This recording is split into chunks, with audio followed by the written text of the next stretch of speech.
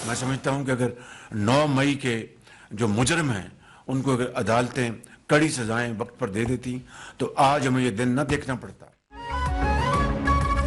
सियासत में फितने और तखरीबकारी की कोई गुंजाइश नहीं। फितने और जत्थेबंदी का खात्मा करना होगा। 9 मई के मुल्ज़िमान को करार वाक़ई सजा दी जाती तो फिर हम ये दिन आज नहीं देख रहे होते। वज़ीर आज़म शहबाज शरीफ ने वाज़े कर दिया। वफाकी काबीना के इजलास से खिताब में कहा कि फसादियों को मुल्क की तरक्की हजम नहीं हो रही। बाहिमी मुशावरत से सख्त फैसले करना पड़ेंगे। मुल्क को खुशहाल बनाना है या फिर आए रोज धरनों का सामना करें। आर्मी चीफ ने इस्लामाबाद में लश्कर से निमटने के लिए भरपूर ताउन फराहम किया। खैबर पख्तूनख्वा इस वक्त दहशतगर्दी की लपेट में है। पारा चनार कुर्रम में हालात कशीदा हैं। खैबर पख्तूनख्वा हुकूमत अपनी तमाम तर तवज्जो वहां पर लगाए।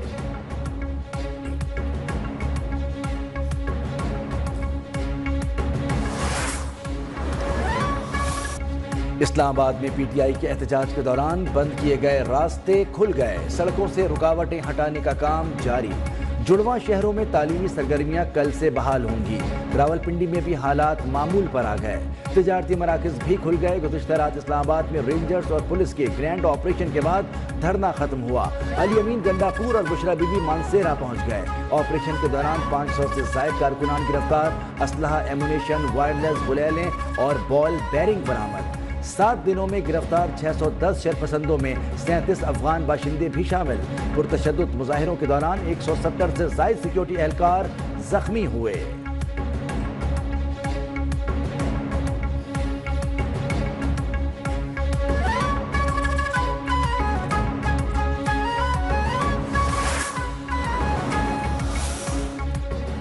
इस्लामाबाद में ऑपरेशन के दौरान मुजाहिरीन की अमवात की खबरें झूठी करार। सिक्योरिटी ज़राए के मुताबिक अपनी नाकामियों और कोताहियों को छुपाने के लिए ये सब किया जा रहा है। ऑपरेशन में किसी किस्म के आतिशी असलहे का इस्तेमाल नहीं किया गया।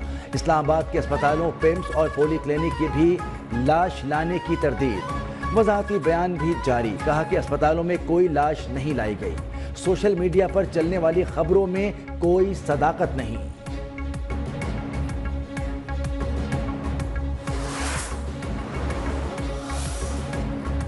एहतजाज की आड़ में दहशतगर्दी नहीं करने देंगे। पॉलिसी बना रहे हैं कि अब बाहर के लोगों को बगैर सिक्योरिटी क्लियरेंस यहां रहने की इजाजत नहीं होगी। चीफ कमिश्नर इस्लामाबाद और आईजी ने वाज़ेह कर दिया। मोहम्मद अली रंधावा ने कहा कि रियासत के रिट को चैलेंज नहीं होने देंगे। मुजाहिरीन को संगजानी की पेशकश की गई लेकिन उन्होंने नहीं मानी।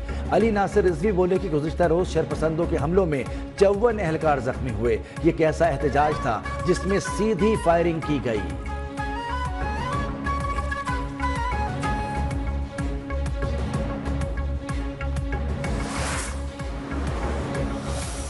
उनको अपनी शर्मिंदगी छुपाने का कोई तरीका नहीं मिल रहा। मैं इनको फिर चैलेंज कर रहा हूं कि भाई मुझे भी इत्तला कर दें कि अगर कोई ऐसा बंदा हलाक हुआ है या कोई चीज़ हुई है तो हमें कम से कम बता। पीटीआई को शर्मिंदगी छुपाने का कोई तरीका नहीं मिल रहा। भागने के बाद लाशों का प्रोपेगेंडा किया जा रहा है। ये लोग कोई एक नाम बता दें। वज़ीर दाखिला मोहसिन नकवी का पीटीआई क़यादत के इल्ज़ामात पर पलट करवार। पीटीआई के खिलाफ तौहीन अदालत पर हाई कोर्ट जाने का भी ऐलान। फोर्सेस की फायरिंग से हलाक किसी एक कारकुन की लाश दिखाने का चैलेंज भी दे दिया। बोले गोली चल रही होती तो ये पूरी दुनिया में फैला देते। किसी को पत्थर लगा है तो मुझे भी लगा है। 1 जनवरी से अफगान शहरियों के इस्लामाबाद में क़याम के लिए इजाज़त ज़रूरी करार। वज़ीर दाखिला के पेम्स अस्पताल में ज़ेर इलाज मरीजों की अयादत। ज़ख्मी ASP मोहम्मद अलीम को फौरी लाहौर शिफ्ट करने की हिदायत।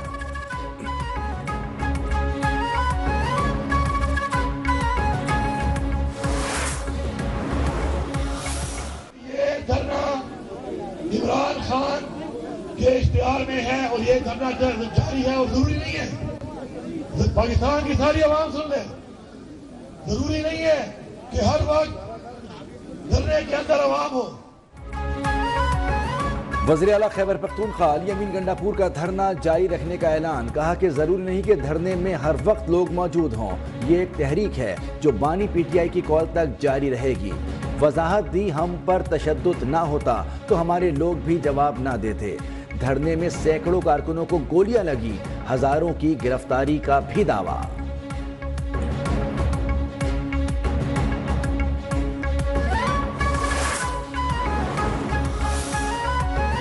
یہ فائنل نہیں، مس کال تھی۔ لیڈر کی رہائی کے لیے آنے والے جوتے کپڑے چھوڑ کر چلے گئے۔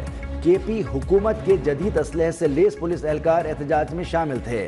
وزیر اطلاعات عطا تارڑ کا دعویٰ، کہا یہ واحد سیاسی جماعت ہے جو لاشوں کی تلاش میں رہتی ہے۔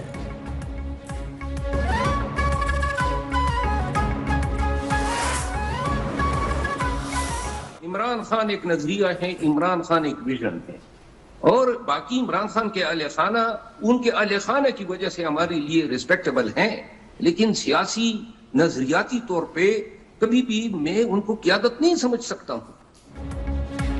بانی کے اہل خانہ قابل احترام، لیکن بانی پی ٹی آئی کے علاوہ کسی کو لبیک کہنے کو تیار نہیں ہوں۔ پی ٹی آئی رہنما شیر افضل مروت کی نیوز ون کے پروگرام نیا دور میں گفتگو، کہا کہ اسلام آباد میں تمام کارکنان نہتے تھے۔ الزام عائد کیا ہم پر شیلنگ اور فائرنگ کی گئی۔ بانی نے کہا تھا کہ جہاں پر قیادت کو سہولت ہو وہاں پر دھرنا دے دے۔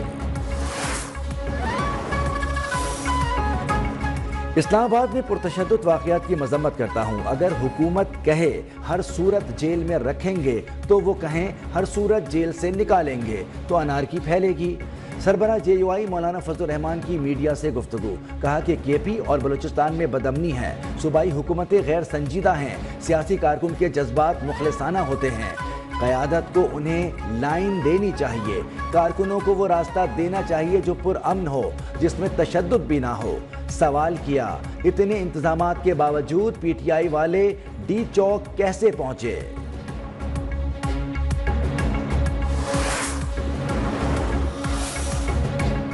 پی ٹی آئی پر پابندی لگنے والی ہے، سینیٹر فیصل واڈا کا دعویٰ، کہا کہ وہ صرف بانی پی ٹی آئی کو بچانے کی کوشش کر رہے ہیں۔ پی ٹی آئی کی موجودہ لیڈرشپ منہ دکھانے کے قابل نہیں رہی۔ پی ٹی آئی سے 9 مئی کرانا گد کا کام تھا، اسی گد نے اقتدار میں فراگوگی سے کام کروائے۔ پی ٹی آئی لیڈرشپ کی بانی کو اندر رکھنے کی کوشش ہے۔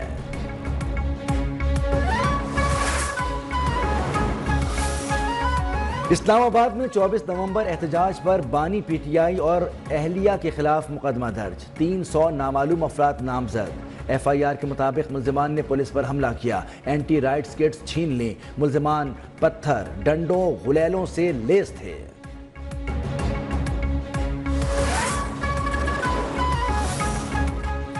Army chief general Syed Asim Munir سے بیلاروس کے صدر الیگزینڈر لوکاشینکو کی ملاقات، باہمی دلچسپی کے امور، دفاعی تعاون کے مواقع اور علاقائی سلامتی پر تبادلہ خیال۔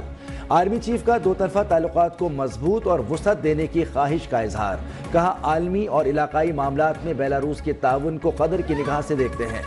معزز مہمان نے پاک فوج کی دہشت گردی کے خلاف جنگ میں قربانیوں کو سراہا۔